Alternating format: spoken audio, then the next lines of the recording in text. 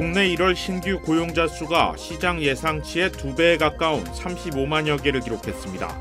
경기가 예상보다 탄탄하다는 지표가 계속 이어지고 있습니다. 자신도 모르는 사이에 신분 도용으로 인해 은행 계좌나 크레딧 카드에서 거액이 빠져나가는 사기가 기승을 부리고 있습니다. 한인 피해도 속출하고 있습니다. 미성년자를 대상으로 한 온라인 성착취 범죄가 지난해와 비교해 20% 증가했습니다. 인도네시아 기술자가 한국형 초음속 전투기 KF-21 관련 내부 자료 유출을 시도하다가 적발됐습니다. 올해 대선을 앞두고 캘리포니아주 예비선거가 다음 주부터 시작됩니다.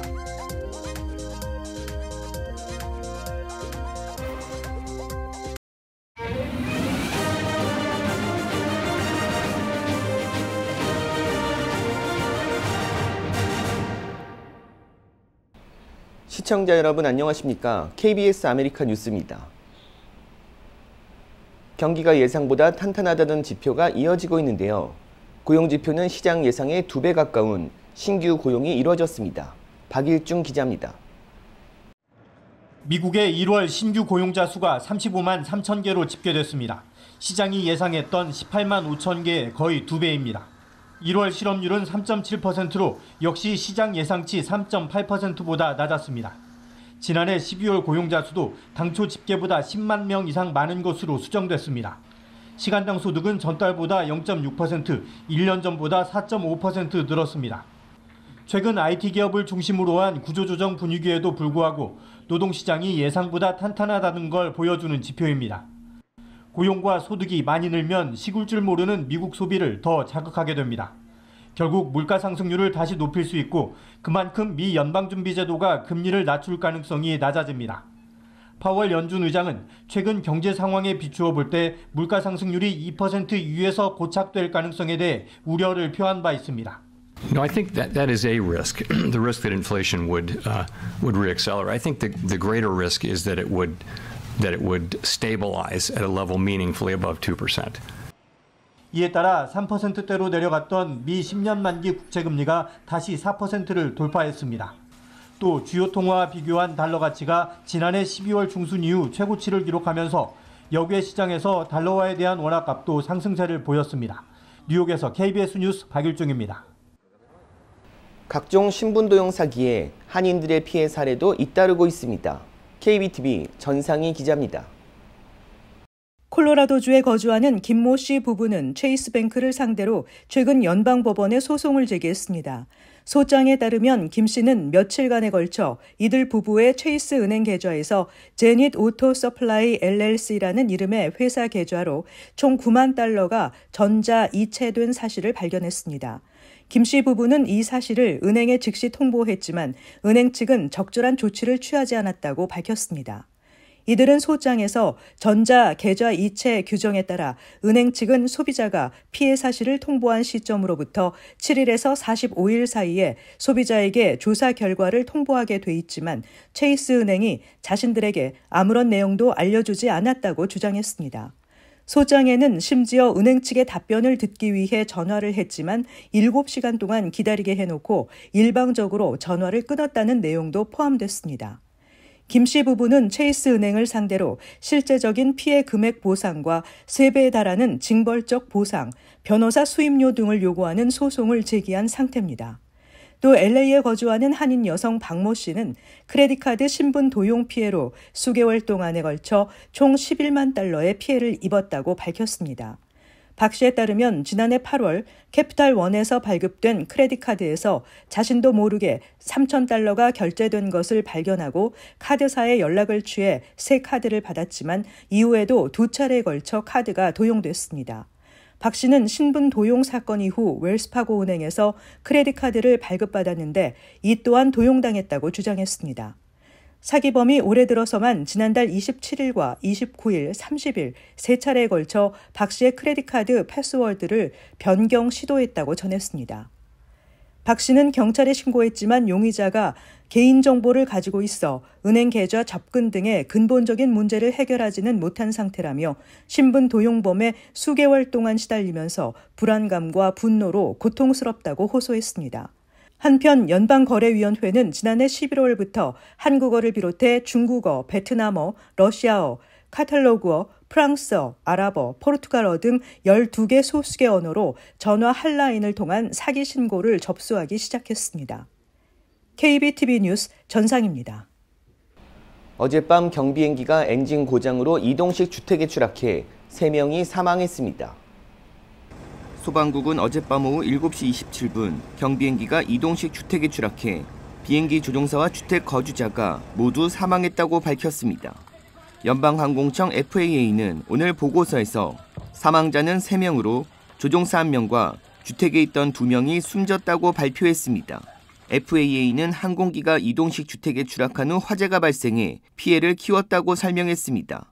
경비행기는 활주로에서 약 3마일 떨어진 지점부터 레이더에서 사라졌고 결국 추락했다고 소방국은 설명했습니다. FAA 대변인은 조종사가 엔진 고장을 보고한 후 항공기가 주택가에 추락했다고 밝혔습니다. 미성년자를 대상으로 한 온라인 성착취 범죄가 지난해와 비교해 20% 증가했습니다. 10대에서 20대를 겨냥한 사이버 범죄, 온라인 성착취가 증가하고 있어 보호자들의 우려가 커지고 있습니다. 이 온라인 성착취는 미성년자를 속여 성착취물을 보내게 해 금전을 요구하는 범죄입니다. 연방수사국 FBI는 지난달 이처럼 금전을 갈취하는 온라인 성착취 범죄가 지난해와 비교해 최소 20% 증가했다고 밝혔습니다. 범죄 수법은 어린 소녀로 속이고 미성년 남성에게 접근해 노골적인 사진이나 동영상을 요구합니다. 이후 이 성착취물을 이용해 협박하고 금전을 요구합니다. FBI는 이런 범죄 형태가 금전적 피해로만 끝나는 것이 아니라고 밝혔습니다. 피해자들이 두려움과 수치심으로 심각한 정신적 고통을 받아 자해나 심지어 극단적 선택을 하는 경우도 있다는 것입니다. FBI는 미성년 피해를 최소화하는 방법은 부모님이나 보호자의 관심이라며 온라인 성착취 문제의 심각성을 자녀와 함께 대화하거나 평소와 다른 행동을 한다면 먼저 열린 마음으로 대화를 시도해야 한다고 조언했습니다. 또 자녀가 피해를 입었을 경우 즉시 치안당국에 신고해 줄 것을 거듭 당부했습니다. 어젯밤 LA 다운타운에서 총격이 벌어졌습니다. 피해자는 노숙자였습니다. LA 경찰국은 어젯밤 11시 23분쯤 총격 사건 신고가 접수돼 현장에 출동했습니다. 사건 현장인 600이스트 7가에서 총상을 입고 쓰러져 있는 남성을 발견했습니다. 목격자에 따르면 총상을 입은 남성은 노숙자로 차량 한 대가 멈춰서자 노숙자가 구걸을 하려 다가갔는데 갑자기 차량 안에서 누군가 여러 발에 총격을 가했습니다. 총격을 받은 노숙자는 그 자리에 쓰러졌고 차량은 그대로 사건 현장을 떠났습니다. 노숙자는 병원으로 후송돼 치료 중으로 생명에는 지장이 없는 것으로 전해졌습니다. LA 경찰국은 총격 용의자와 차량을 추적 중이라고 밝혔습니다. 테슬라가 전기차 220만 대를 대상으로 리콜에 나섰습니다. 도로교통안전국은 테슬라에 대해 계기판의 경고등 글꼴과 크기 등이 너무 작아 보이지 않고 사고를 유발한다며 오늘 리콜 결정을 내렸습니다. 지난해 주행 보조 기능인 오토파일럿의 새로운 안전장치를 설치하기 위해 리콜한 203만 대보다 많은 양입니다. 도로교통안전국은 2012년부터 2023 모델 S, 2016년에서 2023년 모델 X, 2017년에서 2023년형 모델 3, 2019년에서 2024년 모델 Y, 그리고 2024년 사이버 트럭이 리콜 대상이라고 밝혔습니다. 브레이크, 주차, 잠김 방치, 브레이크 경고 등의 글꼴 크기가 안전표준 규정보다 작다는 이유에서입니다. 이번 리콜은 소프트웨어 업데이트로 이루어지고 테슬라는 3월 30일부터 차량 소유주에게 리콜 내역을 통지할 예정입니다. 북한이 순항 미사일을 또 발사했습니다. 열흘 동안 무려 4번을 쐈습니다. 신지혜 기자입니다. 북한이 사흘 만에 서해상으로 순항미사일 여러 발을 다시 발사했습니다. 발사 지점은 평안남도 내륙으로 추정됩니다. 이 같은 순항미사일 발사는 열흘 동안 4번째. 지난달 24일부터 신형 불화살 3해 31과 기존 화살 2형을 섞어 동해와 서해로 번갈아 쐈습니다. 단기간 내 반복된 발사는 우선 타격 정확도 향상을 위한 실험으로 보입니다. 북한은 지난달 30일 화살 2형이 저공 비행해 목표물에 명중하는 장면을 공개했는데 정부 고위 당국자는 이번 발사 역시 비행 시간은 비교적 짧았지만 특정 지점을 정밀 타격한 거로 추정된다고 밝혔습니다. 또한 북한은 30일 발사가 시험이 아닌 훈련이었다고 주장하며 순항미사일 실전 배치를 시사했습니다. 작년까지는 완성도를 높이기 위한 비행 시험이었다라고 한다면은 단거리 전략 순항 미사일의 실전 배치가 임박했거나 또는 초기 단계 진입의 가능성을 짐작할 수 있어요. 북한 순항미사일 사거리는 1,500에서 최대 2,000km 정도, 한반도와 일본 전역이 사정권입니다. 연이은 발사로 주일 미군 기지 타격 능력을 과시하며 미 항모 등의 한반도 접근을 억제하려는 의도도 관측됩니다. 순항미사일은 저고도 변칙 비행이 가능해 탐지가 매우 어렵고 또 전술 핵탄두 탑재가 가능하지만 유엔 안전보장이사회 제재 대상에선 빠져 있습니다. KBS 뉴스 신지혜입니다. 인도네시아 기술자가 전투기 KF-21 관련 내부 자료 유출을 시도하다 적발됐습니다. 송금한 기자가 보도합니다. 우리 자체 기술이 집약된 한국형 초음속 전투기 KF-21은 2022년 첫 시험 비행에 성공해 2026년 생산을 목표로 하고 있습니다. 그런데 지난달 17일 기술 유출 정황이 드러났습니다. 한국항공우주산업 카이 본사에서 공동 개발에 참여해온 인도네시아 기술자 한 명이 보안 검색에 적발돼 출국 금지됐습니다. 이동식 저장 장치를 갖고 있었는데 이 안에는 방대한 양의 내부 자료가 담겨 있었습니다. 카이는 관계부처에 관련 사실을 통보했고 방위사업청, 국가정보원, 국군 방첩사령부에서 합동 조사가 진행 중입니다. 카이 측은 현재까지 조사 결과 군사기밀이나 방위산업기술보호법에 저촉되는 자료는 없는 것으로 확인됐다고 밝혔습니다. 하지만 카이가 미국에서 이전받은 기술 중에 미국 정부의 수출 승인을 받지 못한 것도 있어 추가로 전략, 기밀 자료가 포함됐는지를 조사 중인 것으로 전해졌습니다.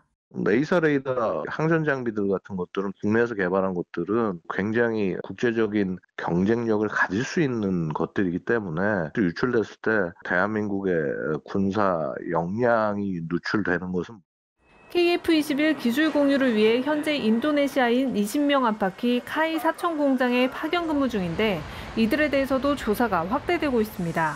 KBS 뉴스 송금환입니다. 캘리포니아주 예비선거가 다음 주 월요일부터 시작됩니다. LA 카운티 선관위는 현장 투표일인 3월 5일에 29일 전인 다음 주 월요일인 2월 5일부터 우편 투표 접수가 시작되고 개표 작업이 진행된다고 밝혔습니다. 선관위는 우편 투표 신청서를 1월 초부터 접수하고 개별 투표용지를 유권자 주소지로 발송하고 있어 사실상 투표가 시작됐습니다. 우편 투표용지를 받은 유권자들은 기표한 투표용지를 반송 우편으로 선관위에 보내면 됩니다. 우편 투표는 3월 5일 발송일이 찍히면 개표에 포함됩니다.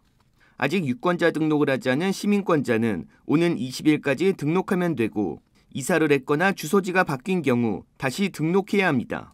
유권자 등록은 온라인으로 쉽게 할 수 있고 한국어로도 가능합니다.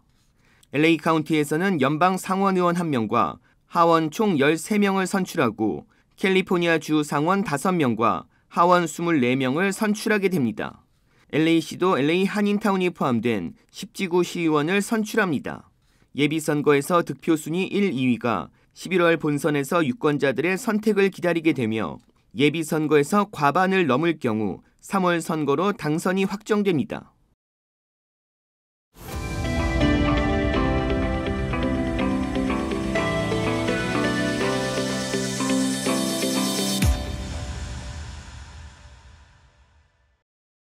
네, 미주 한인 유권자연대 김동석 대표님 화상으로 연결했습니다. 안녕하십니까?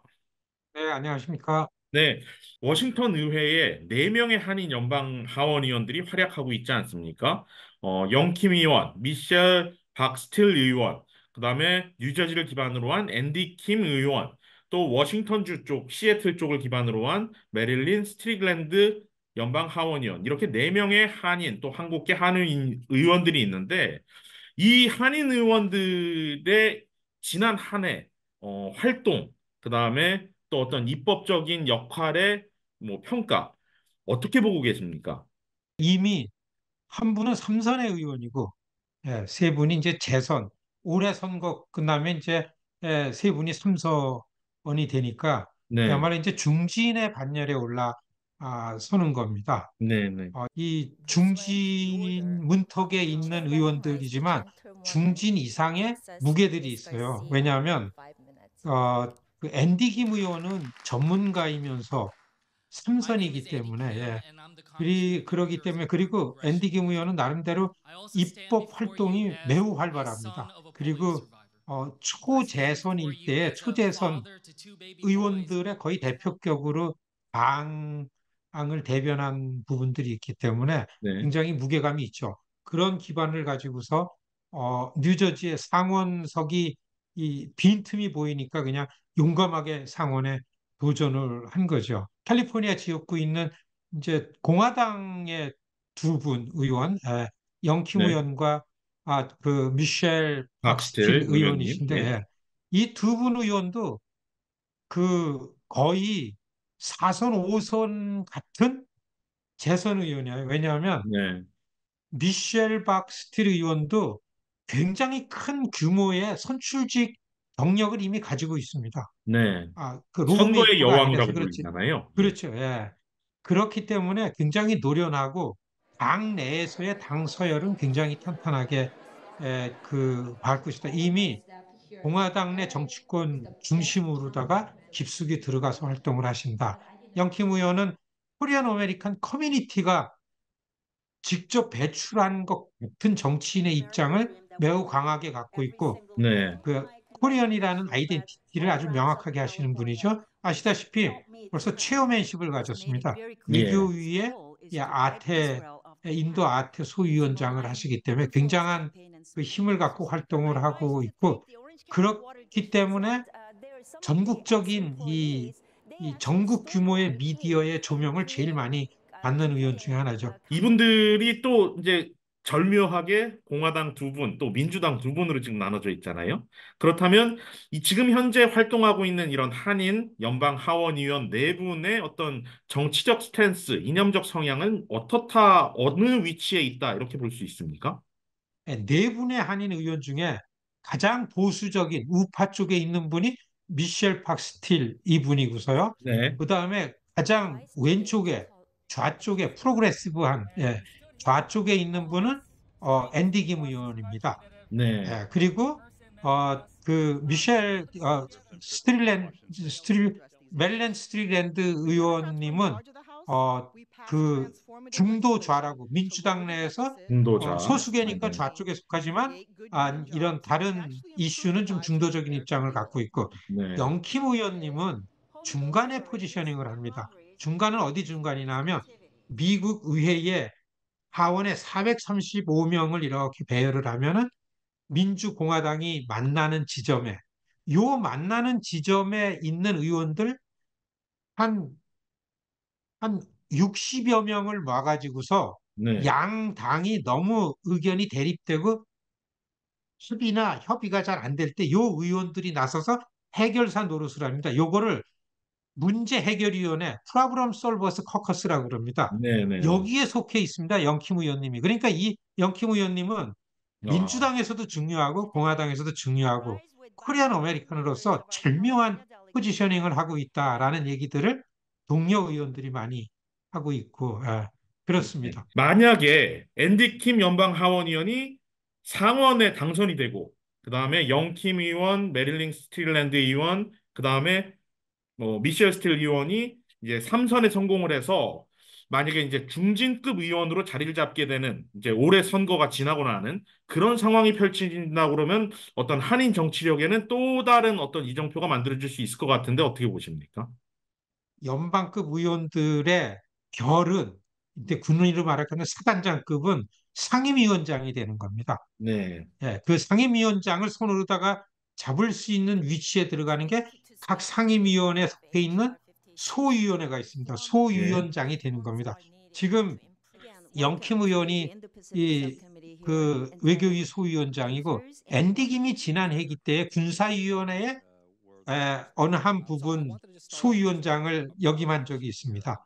네. 이게 상임위원장이 되면은 정말로 한인 커뮤니티에 큰 영향을 주게 되는 거죠. 두 번째는 무엇이 중요합니까? 한미 관계 너무 중요하죠. 연방급 의원 네 분이면 한국과 미국 관계는 이상 없이 튼튼하게 붙잡을 수 있다. 더구나 지금 네 분 다 1세대라고 해도 틀리지 않을 정도로 이 한국인이라는 입장을 강하게 갖고 있기 때문에 한국과 미국 두 국가 간의 관계를 좋게 만들고 옳게 붙드는 데는 굉장히 큰 역할을 한다. 이렇게 설명드릴 수 있습니다. 오늘은 여기까지 하겠습니다. 대표님 나와주셔서 감사합니다. 네, 고맙습니다.